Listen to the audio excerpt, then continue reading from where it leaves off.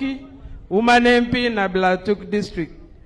Inaka Rimojong, Ebari Angolore. Oh, Ebari. Angolore. Angolore. Angolore. Angolore. Ere. Angolore. Yes. But Your Excellency, I want to tell you something about Karamoja water for production. If there is anywhere where the dams have been constructed and there is no water, you find them in Karamoja. Karamoja has dams that have never been handed over when they are completed because there is a lot of shoddy work. I need to be protected. Thank you, Your Excellency. No, I will protect you. I'll look for you. I know you. Our Yalet is one of them, which was constructed in Blatuk district using resilience project. Since the dam was constructed, it is dry up to now. I'll look for you. Thank you, Your Excellency. So we go for the field. Your Excellency, thank you. I'm called Chalain Betty Lauke, Member of Parliament, representing people of Amuda, that's in Karamoja. Your Excellency. Oh, yes, the Pokot. Yes.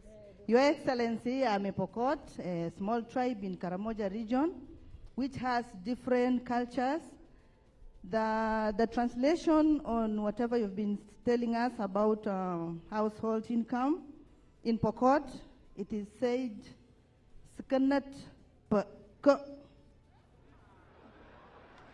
yes, it sounds Italian word, but you have to understand, it's a Pokot. Very good. Which is a Kalenjin tribe in Uganda. The Pokot have had it. Thank you, Your Excellency. So my request, Your Excellency, from Amudat, we have so many dams which were constructed, but it needs what we call desilting. So the ministry can get aware about it. Thank you. Thank you, honorable members. Let the president finish his speech. Thank you. So now, yes, who is that one? Somebody wanted. Oh, that is from Teso. Teso is not part of northern region. Teso is not part of northern region. Yes, we are dealing with the northern region.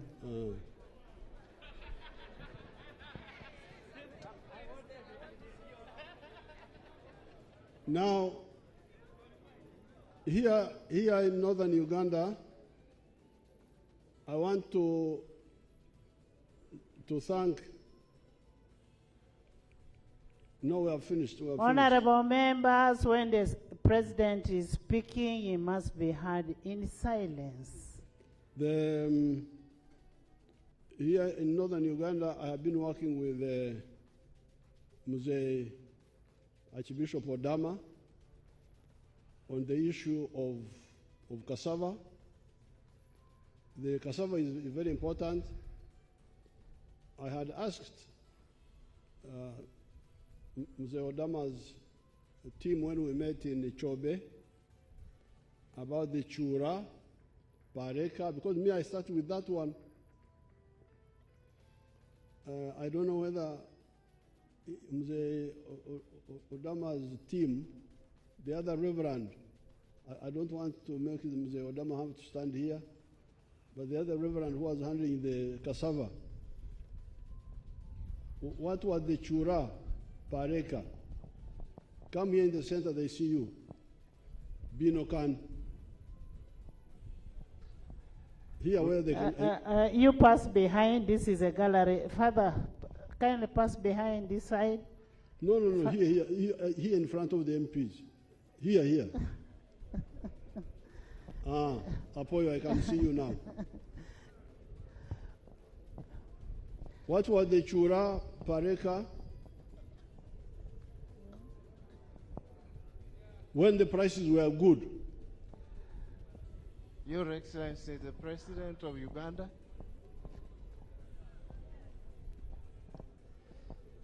Honorable Speaker and members of Parliament, my name is Father Matthew Okon-Lagoro. I am the project manager for the cassava program in northern Uganda. We have been at it for the last 5 years. We are doing both mobilization and research, and we are also producing documents which can be accessed through our secretariat. Your Excellency the President, to cultivate cassava to when it is to be harvested, we spend about 1.5 million shillings Per acre. per acre. And each acre of cassava has got 4,000 cassava plants.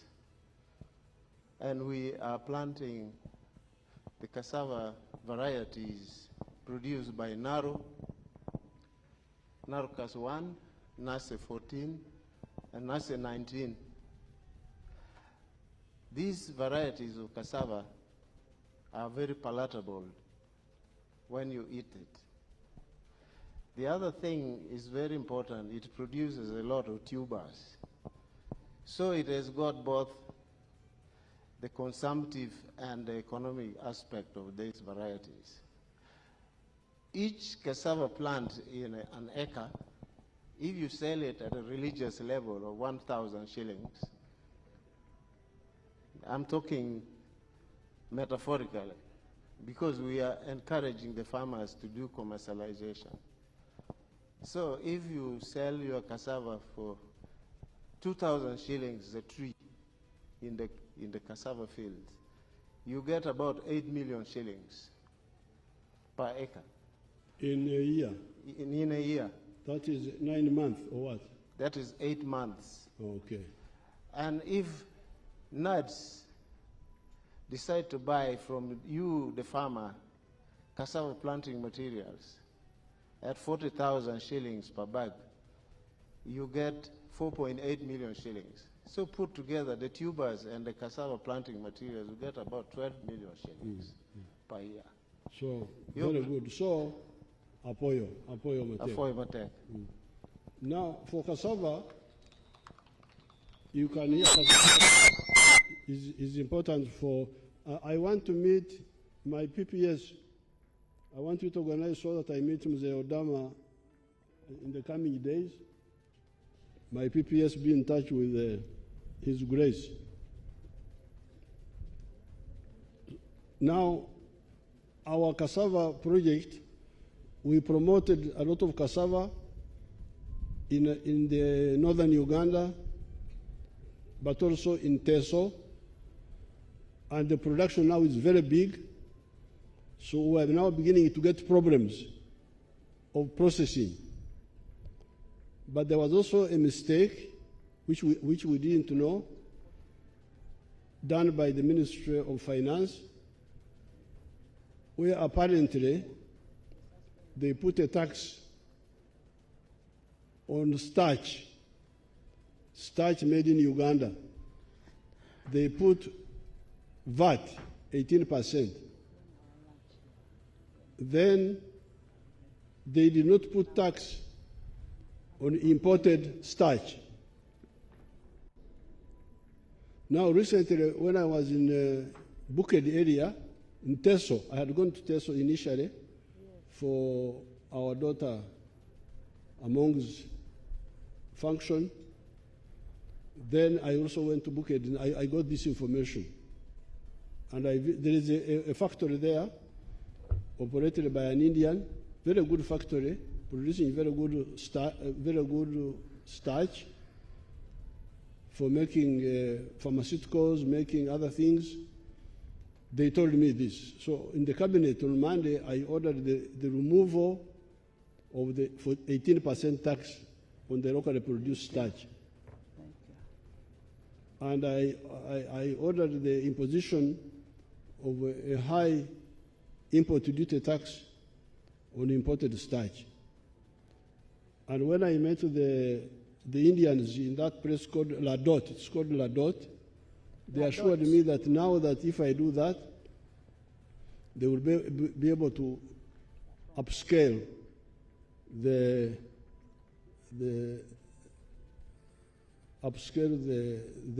processing. So that problem will be addressed. But in the meantime, the Reverend could tell me what happened to our factory in Achoribur. We are also going to have our own factory in Achoribur. What happened to that factory?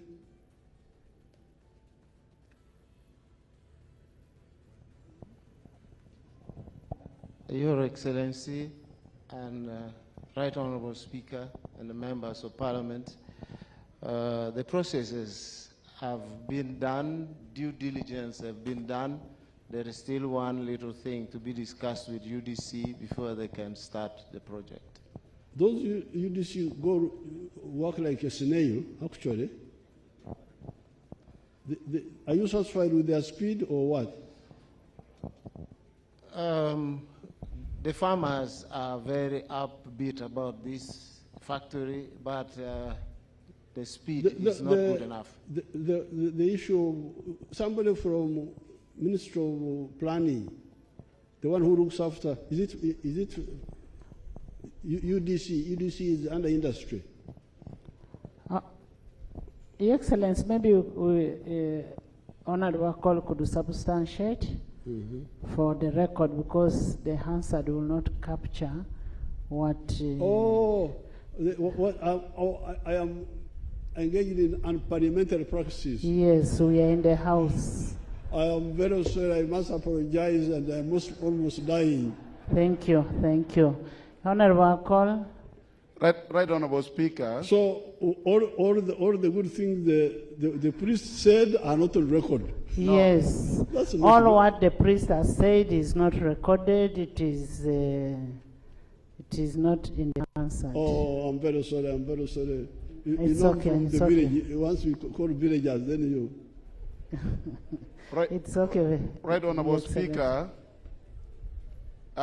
Concerning the Acholibu cassava project, one of the issues that was considered in the last budget process in the budget committee was money allocated for this particular project. But unfortunately, when the appropriation bill was returned, the money was removed. So there is no budget for that particular factory now. Thank you. That one we can always get it. Now, the priest, you sit down. Apparently, what you are saying is, now, Right Honorable Speaker, can I kindly invite the Minister of the one to do with the trade? Yes. What is the problem? Why is the money so slow? What, Minister of Trade? Honorable Kasaija? No, Kasaija wouldn't know. There's nobody from trade. Your Excellency, why Honorable Kasaija would know is because the money was appropriated for the same, but then that money was removed. So I think that's... That one, I'm the one who removed it. Because, but it does not answer why it had delayed all this time. There's nobody from, you get somebody from the one who is answerable for UDC to answer in the coming days when you are still here. Thank you. Okay. Thank you. We are still here. Thank you. Now, I would like to appeal to my people in northern Uganda to really get out of the hangover of the war. Because many parts of Uganda have gone through war. Masaka, the town was destroyed completely. There was not a single building left standing in Masaka during the war with Idi Amin. So was Mbarara. Every building was knocked down. In Ruwero, we had a very bad war which lasted very vicious, lasted 5 years. But some of these members of cabinet have been with me when we went to Ngoma, which was part of Ruwero. It's now quite recovered. So I think let all the political class take up my message of the homestead incomes. I was in my village in Baldegi, in Lango. I wanted to go back, and when I took off from my helicopter, there was nothing happening around where I was. I want to go back and discuss with those Baldegi people. When I called the people there, they told me part of the problem was water. I would have to go back and discuss with them how our village can join the effort of homestead incomes, because that's where recovery will start from. About the compensation, we have put the money, but I have been hearing rumors that the money is not well used. It is taken by people who are not known or things like that. So that's why I wanted to call a conference of elders from these areas, and then we see how to move. We have agreed to pay this money, but who is getting the money? Because now our people in Attorney General's chambers, they send money quietly to some people. They get the money, but the leaders don't know. Kafuzi, what's happening with that one? Kafuzi was following that one. What was the issue there? There was some arguments. Thank you, Your Excellency. Your Excellency, you set out to try and restore the local economy by encouraging the communities that were originally cattle keeping, to go back into the same. In the first year, we were given 50 billion shillings, 2022, 2023. Sorry, 2021, 2023, 22. The year 2022, 2023, we had a budget of 30 billion, which did not come. But 2023, 2024, we received 80 billion. So we have so far received on average 130 billion, which we have paid out. The problem is the numbers keep increasing.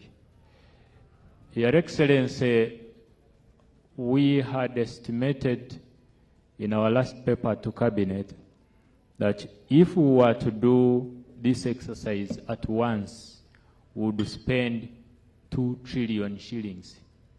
And yet, the initial pledge by government was 150 billion. That is the equivalent of 50 billion per sub-region for the 3 sub-regions. So the complaints keep coming because fewer people receive money, many more expect the money to be received.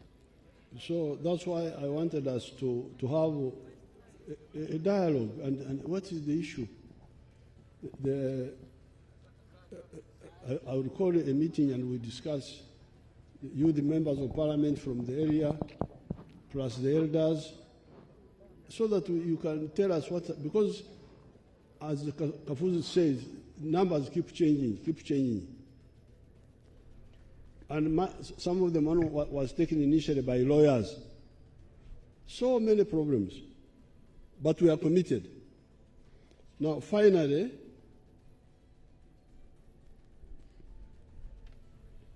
on the issue of the skilling hub, there's a skilling hub in Gulu here. There's a skilling hub in Gulu here.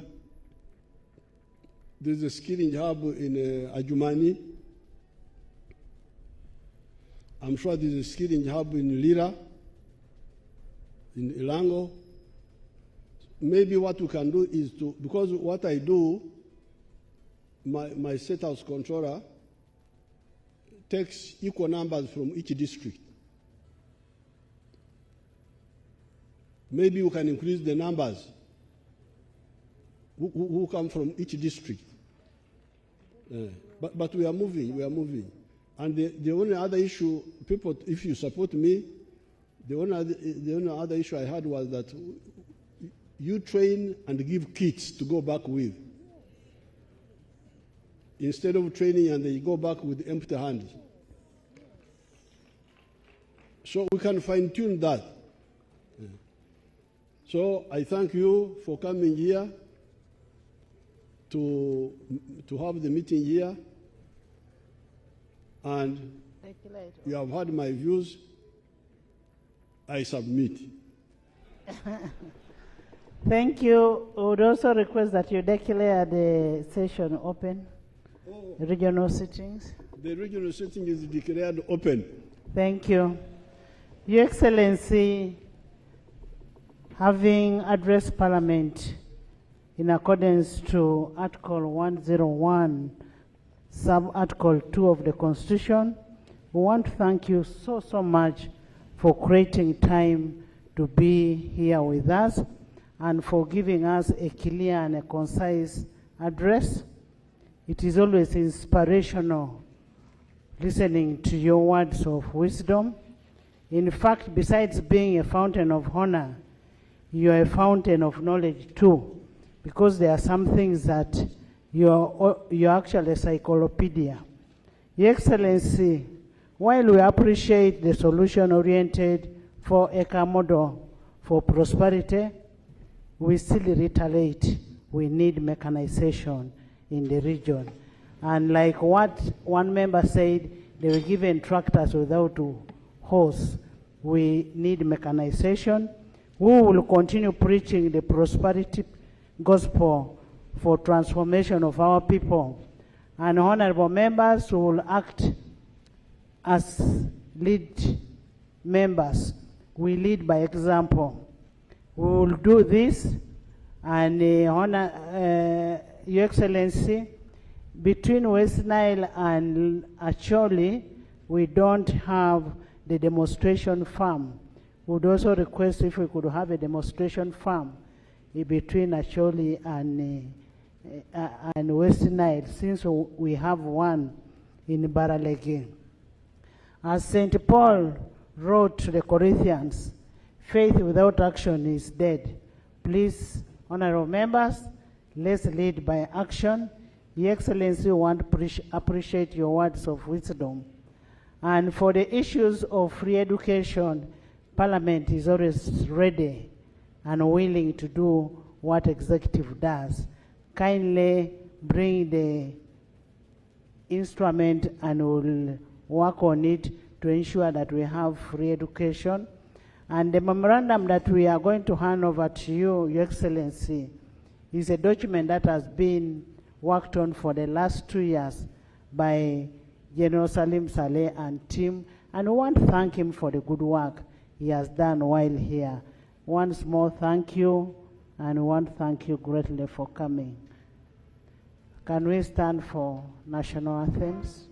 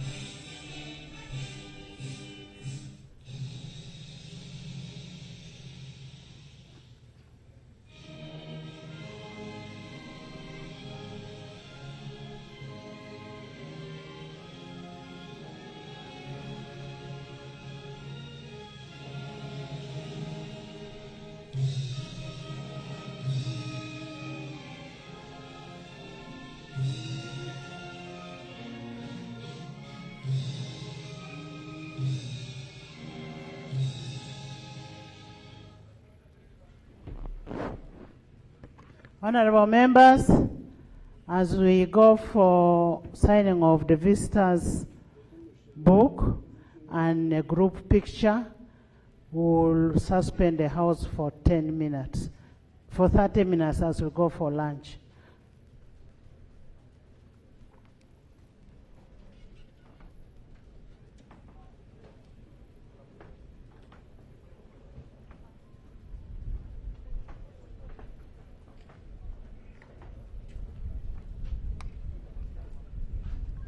Bravo, one, confirm your uko na mask ya principal.